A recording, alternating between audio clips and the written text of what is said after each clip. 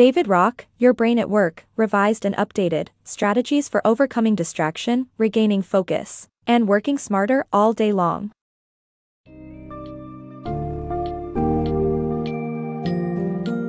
Get ready to unlock the secrets behind your brain's performance at work as we delve into the book summary of Your Brain at Work by David Rock. This summary uncovers the strategies for overcoming distractions, regaining focus, and working smarter throughout the day. Learn about your brain's limited capacity for active thought, the importance of prioritization, and the impact of technology on our ability to concentrate. Discover techniques for maintaining focus amidst distractions, achieving the right balance of alertness and interest, and practicing mindfulness to improve your overall mental function.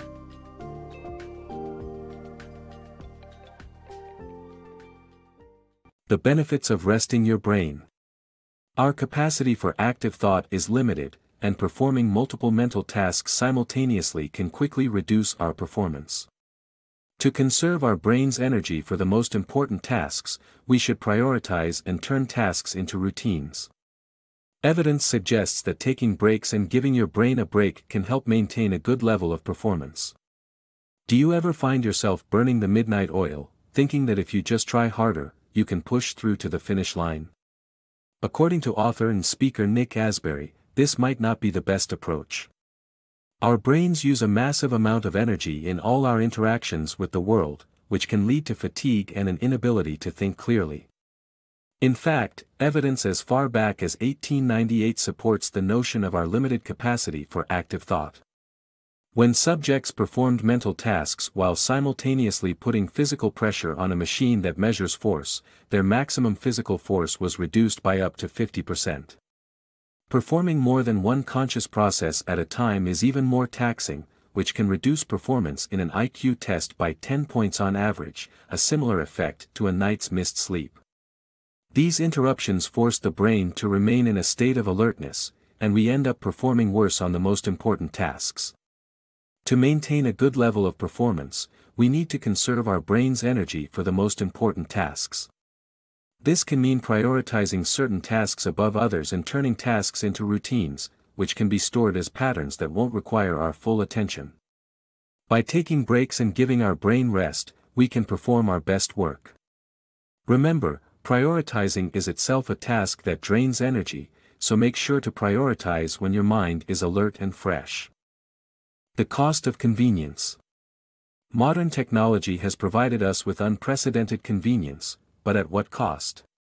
The ever-present distractions of smartphones and the internet have made focusing increasingly difficult. Studies show that the average worker is distracted for over 2 hours a day, and our ability to refocus is often impaired by both external and internal distractions. Additionally, our self-control is a limited resource that can become fatigued, leading to decreased focus and decreased productivity. To combat these distractions, we must develop the habit of vetoing distracting behaviors and turning off communication devices during active thinking. Chemicals for focus. The right amount of norepinephrine and dopamine can help us achieve peak performance by boosting our alertness and interest. It is essential to maintain a balance of these chemicals. Low levels lead to poor performance, and high levels lead to stress. To achieve the right balance, we can influence our arousal by imagining the consequences of missing a deadline and the rewards of doing great work. We can also reduce arousal by slowing down the flow of information in our minds or engaging in relaxing activities like a walk. Breaking through mental impasses. Hitting a wall in your thinking is a common occurrence when facing a challenging problem that demands a creative solution. The only way through this wall is through insight, which enables you to suddenly find yourself on the other side of the impasse. Studies show that we do not arrive at insights through logical reasoning, but rather by finding ourselves on the other side of the impasse.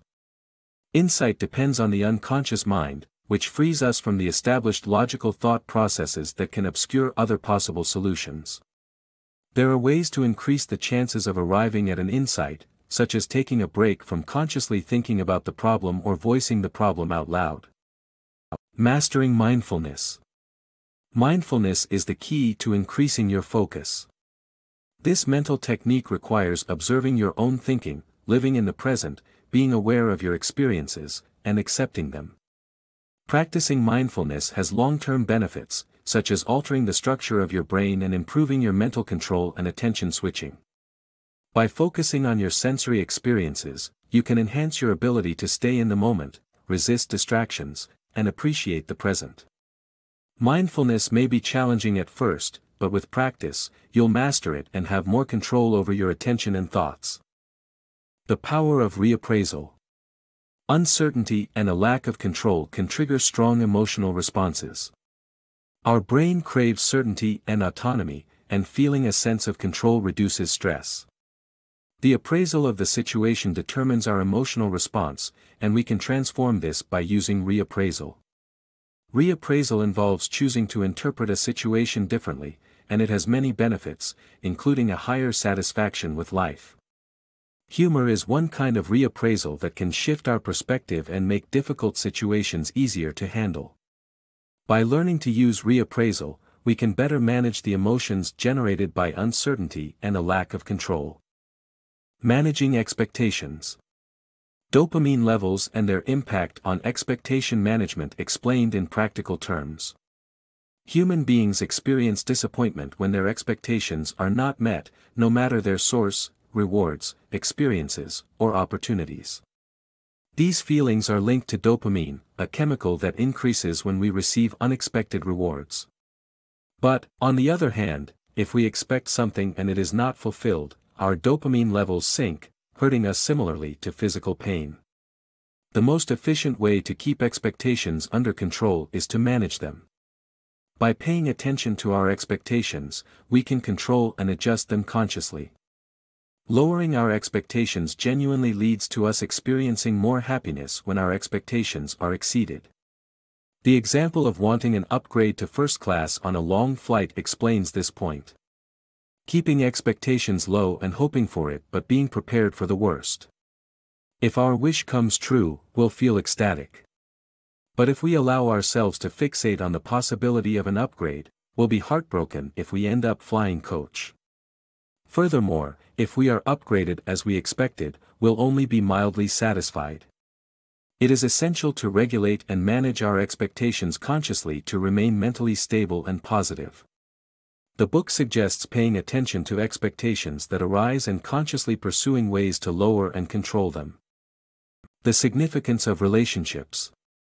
Our social connections and sense of fairness are essential for our physical and mental well-being. Studies show that feeling socially connected activates the same neural networks used for basic survival. When we feel connected, our brains release oxytocin, producing pleasure and reducing stress. A sense of fairness is also important, as defending what we perceive to be fair can be more rewarding than money. Our sense of fairness emerged out of the need for efficient trade and identifying cheaters, giving those who could detect fairness an evolutionary advantage. Thus, our relationships and sense of fairness are as crucial to our well-being as food and water.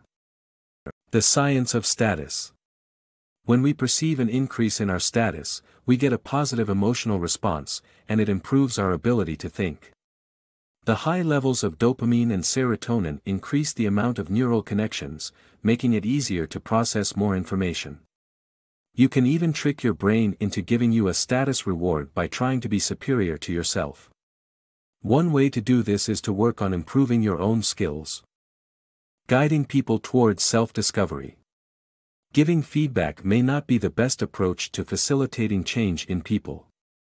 Rather than offering advice, it's better to guide individuals towards their own insights about the problem.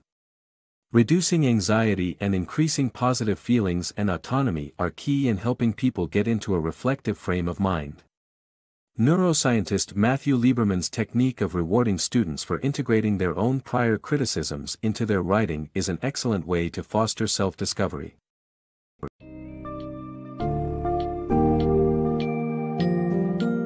In conclusion, Your Brain at Work offers valuable insights into optimizing your brain performance by managing distractions, embracing mindfulness, and nurturing healthy habits for peak mental function.